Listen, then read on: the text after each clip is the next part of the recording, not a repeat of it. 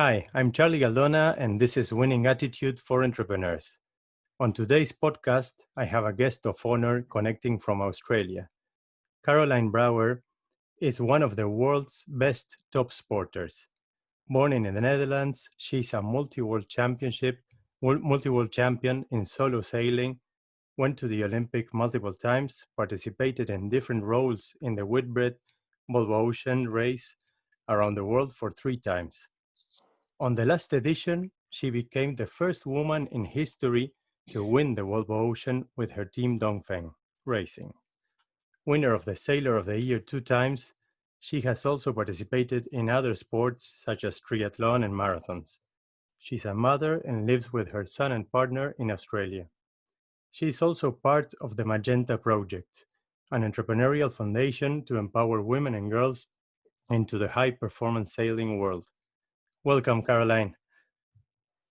Thank you. Thank you for having me, Charlie.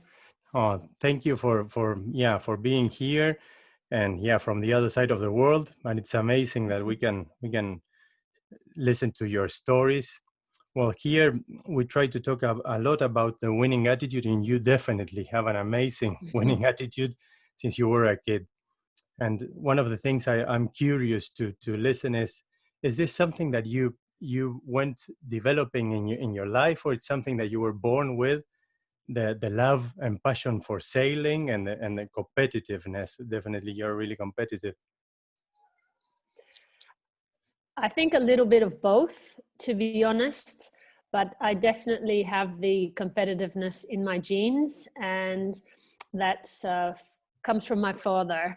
And I'll try and keep it short. There's a very funny anecdote from when I was little. My parents used to sail together, but they used to sail a 470, which is a 2-person dinghy. Yeah. And my dad was helming the boats, the skipper, and my mum was the crew. And they used to just compete very casually at the local sailing club on a Sunday. And for the first time in their lives, they were coming third in one of the races. And just 50 meters before the finish line, in a maneuver, my mum falls overboard. It's a trapeze boat. So yeah. She fell, she didn't hook on, and she fell in the water. And my dad then stood before 2 options. He could continue and secure their third place, or he could turn around and fish my mum out of the water and then continue to the finish line. But that would result that they would have lost their 3rd place because other boats would have passed them in the meantime. My dad, he obviously chose option 1 and left my mum in the water and continued. And they then, after the finish, that was the last time they sailed a 470 together. And they sold this boat, and they bought, from the money, they bought 2 lasers, which is 2 single-handed boats. And they raced against each other. And it was the last time that my dad ever beat my mum in a race. So when we joke about this at home, then people say I have the competitiveness definitely from my dad. But the feeling, in Holland we say the nose for the wind, is more from the natural feel is more from my mum's side. Oh, it's amazing. And I guess the competitiveness is something that grows. I remember as a child, I was always wanting to win, obviously, but I remember being very torn between sailing and having sleepover parties at my friend's house, or going to the movies and the shopping mall with them. And there was so many things that I wanted to do on the weekend. Yeah. But it often, sailing takes a long time, and it generally takes the whole weekend. So it was only really later when we moved back to Holland. We were living in Brazil at the time, and we moved back to Holland, and my mum gave me a hockey stick, because in Holland in the winter we don't sail, it's too cold, and you play hockey, and here's you a bike and a hockey stick, and every little village has a hockey club. So off I went, but I was just so intrigued and so missing the sailing that 2 weeks later, it was the middle of winter, and I was in a dry suit with beanies and gloves and everything on. And I was training and racing again. And I think, slowly then also some results came. And when I won my first youth World Championship. Back then it was IYRU, now it's called World Sailing. That for me was like a light switch. It went from night to day, and it was just a big transition for me. How old and were from you then on, back then? I would have been 17, 18. It was my last year as a youth.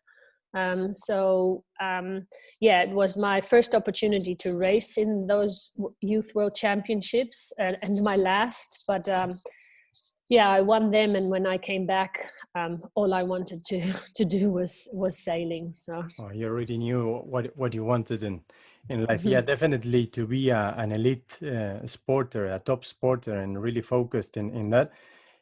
Takes a lot of sacrifices. Mainly when you're a teenager, you need to sacrifice a lot. You see it with football players that they need to train, and maybe their friends are going out partying and everything, and they miss the whole that stage that is also important in life.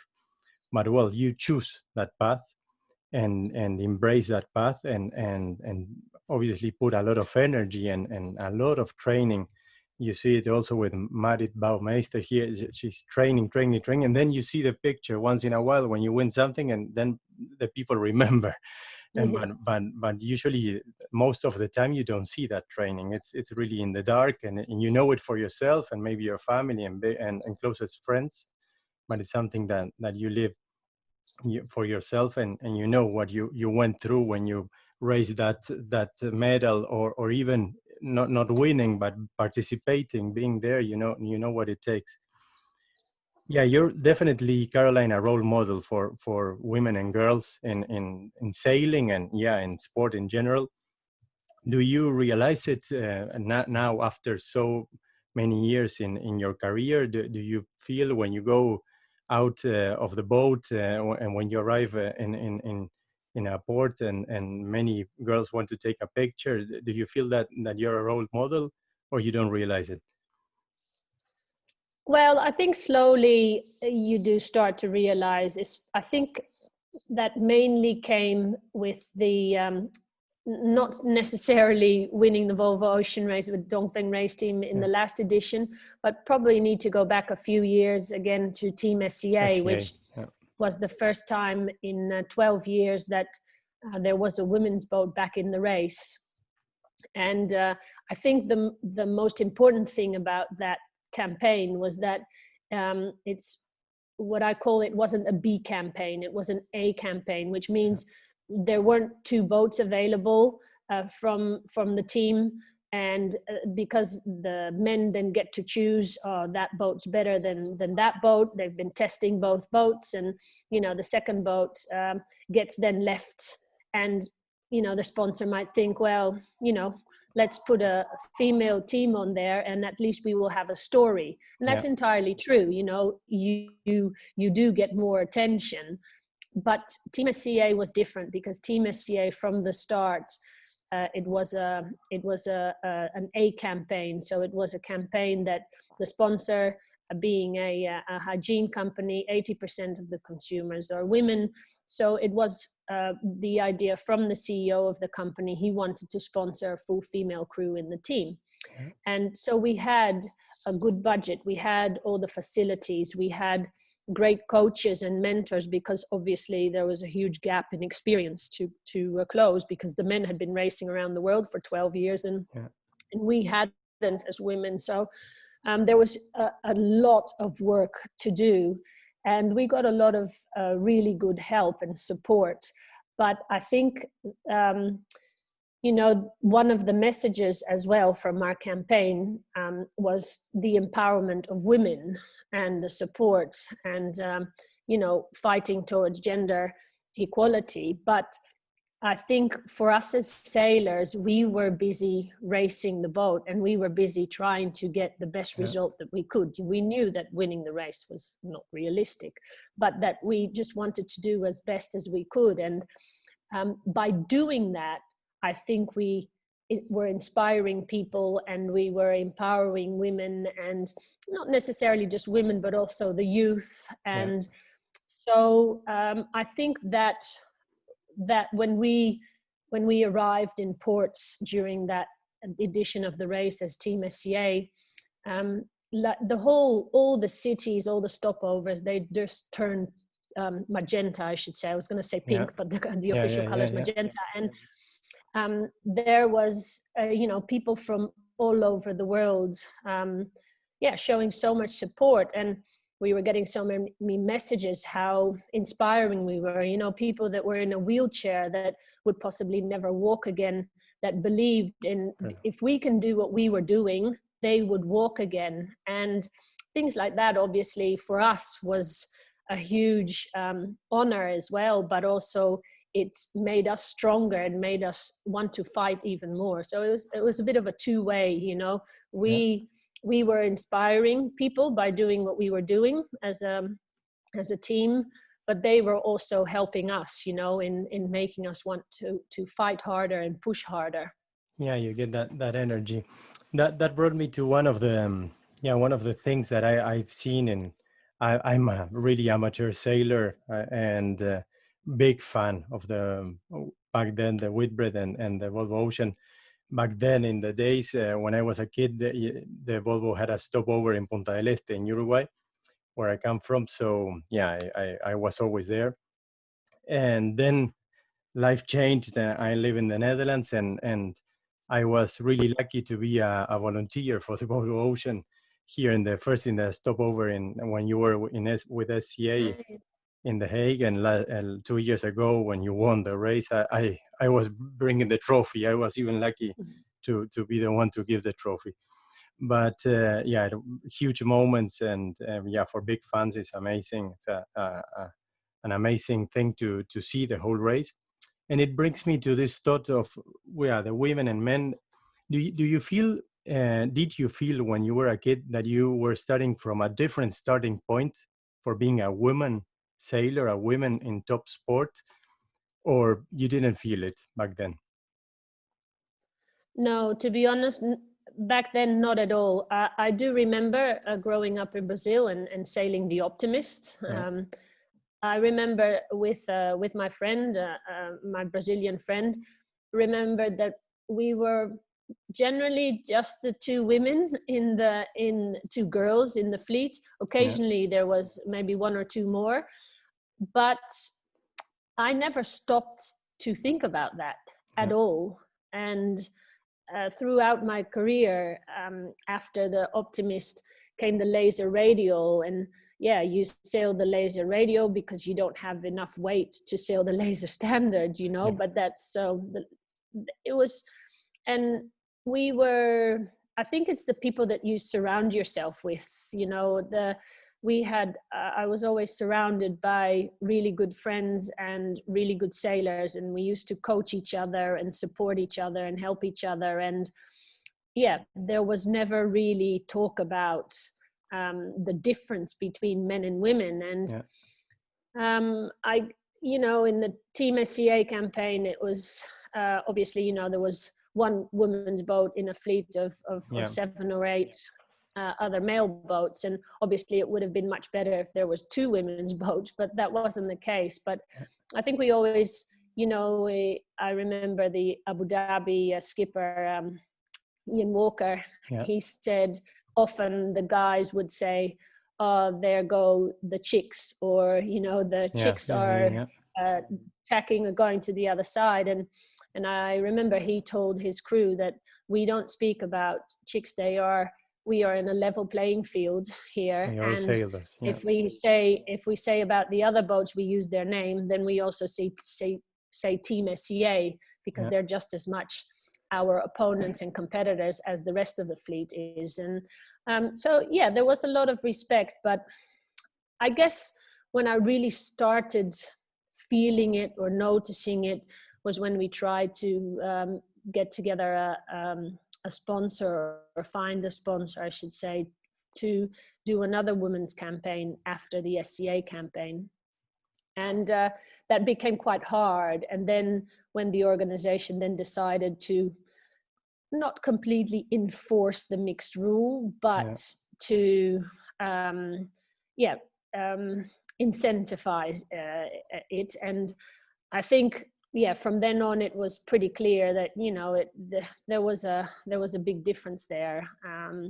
And I think it then became more apparent to me. But growing up as a child, honestly, no. And luckily enough, with Dongfeng Race Team, we always said, and our motto was that, there's no difference in our team. We are one team, and that's the Dongfeng Race Team, and we want to win the Volvo Ocean Race. And so, I think I've been quite fortunate in the situations I have sailed in. It's amazing that you had that feeling, and sometimes it's really subjective. It's something you have, but I see it with a lot of girls in different aspects of life and different things that they are doing in entrepreneurship and study and sport. You're definitely starting from a different starting point, and hopefully that gap is narrowing, and there's a slow change in the world, and a slow change in the culture, and accepting that they're first accepting that there's a gap, and trying to change it. But one of the things yesterday I was talking about your interview with my wife. She's a lawyer, and she's really flying all around, and she's a woman also that made a lot of things for the first time, was the first woman judge, and different things. But one of the things I wanted to ask you was about the compromise you have to do for the family, about the compromise you have to do because you have a kid.